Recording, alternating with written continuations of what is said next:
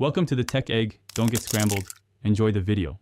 You begin by preparing the box. Make sure the Apple TV is powered, connected to your network or Ethernet, and the Siri remote has charge.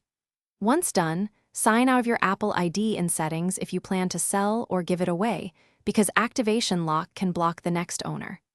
Now navigate to Settings System. This is where the reset controls live, so stay in the menu and get ready to choose the appropriate reset option. You now choose the reset method.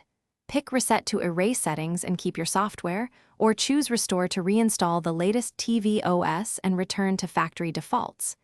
If you choose Restore, use an Ethernet cable or a stable Wi-Fi connection because the box downloads the full firmware. Make sure you have time. Restores can take 20-60 minutes depending on speed. While it works, avoid interrupting power or network. Interruptions can corrupt the install and require repeating the process.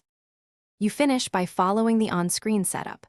Choose Language, Network, and sign in with your Apple ID to restore purchases and settings from iCloud if desired.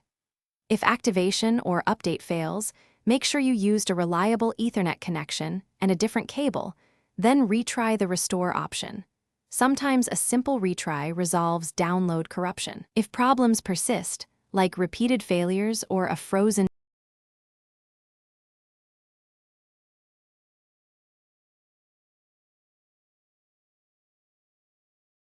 Thanks for watching. Consider subscribing if I helped unscramble your problems.